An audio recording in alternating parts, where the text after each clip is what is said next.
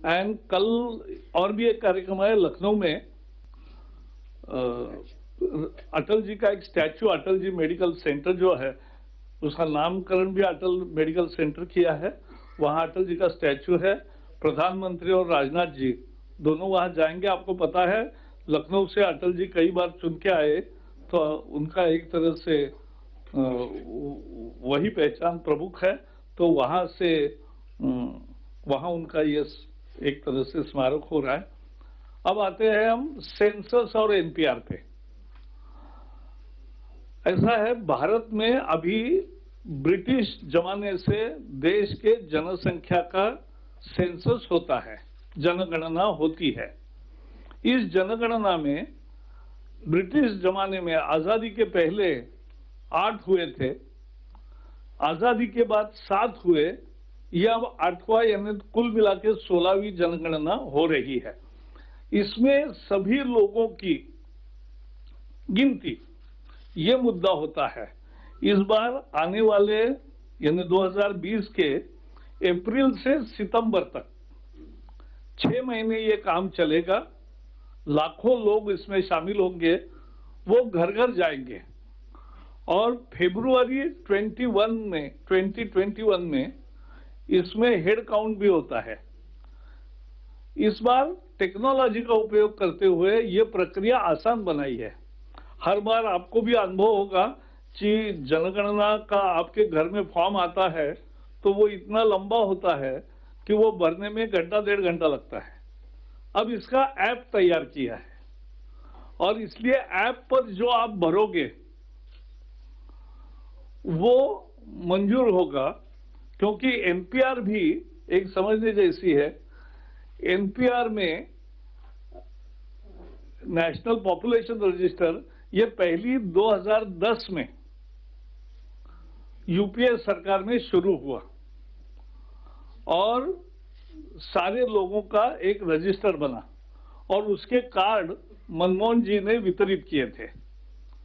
तो 2015 में इसका अपडेशन हुआ और अभी इसका पूरा एक बार नहीं, क्योंकि हर 10 साल के बाद ये करना है, तो 2020 में हाँ, तो इसमें कोई भी प्रूफ देने की जरूरत नहीं है, कोई भी कागज देने की जरूरत नहीं है।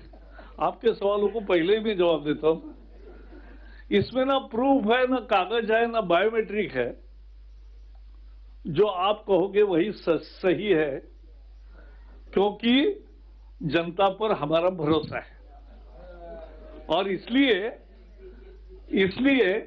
ये जनगणना और नेशनल पॉपुलेशन रजिस्टर, मैं देख रहा था अभी हमारी कैबिनेट मीटिंग नहीं हुई कि इधर टीवी पर कुछ न कुछ दिखने लगा मुझे, वो सही नहीं है। ये सभी राज्यों ने स्वीकार किया है, सभी राज्यों ने इसके नोटिफिकेशन निकाले हैं और सभी राज्यों में इसके कर्मचारियों के प्रशिक्षण के कार्यक्रम चल रहे हैं। So nothing has been new. पिछले 6-8 महीने से हर 10 साल के बाद ये होगा। 2010 में पहली दफा हुआ, यूपीए ने शुरू किया और इसलिए मनमोहन जी ने उसके कार्ड बांटे। तो एक नेशनल पॉपुलेशन रजिस्टर तैयार होगा, जो भी भारत में रहता है उसकी गणना इसमें होगी। और इसलिए इससे क्या होगा, 3 फायदे होंगे। इसका फायदा ये होगा कि टारगेटेड बेनिफिट्स जो होते हैं, समझो आयुष्मान है, उज्ज्वला है, आवास है, सौभाग्य है, ऐसे सभी स्कीम के लिए सही पहचान होना, क्योंकि जनसंख्या में भी, जनगणना में भी और पॉपुलेशन रजिस्ट्री में आवश्यक सारे डिटेल्स आते हैं और सेल्फ डिक्लेरेशन है। और इसके कारण वो सभी और सही बेनिफिशियरीज, सभी और सही लाभार्थियों तक ये बेनिफिट्स पहुंचे, ये इसका मुख्य उद्देश्य है। अभी भी बंगाल, तमिलनाडु, ओडिशा, मणिपुर, इसमें पीडीएस के लिए, सर्वम के लिए ये जानकारी उपयोग में लाई जा रही है और राजस्थान में भामाशाह योजना के लिए भी लाई गई। इससे बाकी भी बहुत सारे फायदे हैं, आपको मैं दूंगा। So I'll just repeat that we are launching a massive program of national census which happens every 10 years.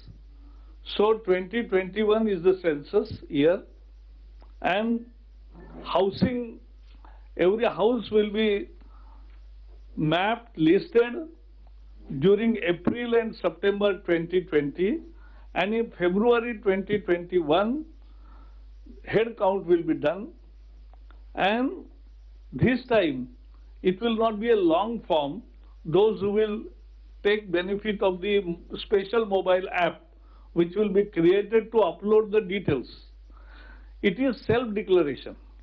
No document is required, no proof is required, no biometric is required, and this is already accepted by all the states, and all the states have already notified it, and they have already started their training camp for the employees engaged.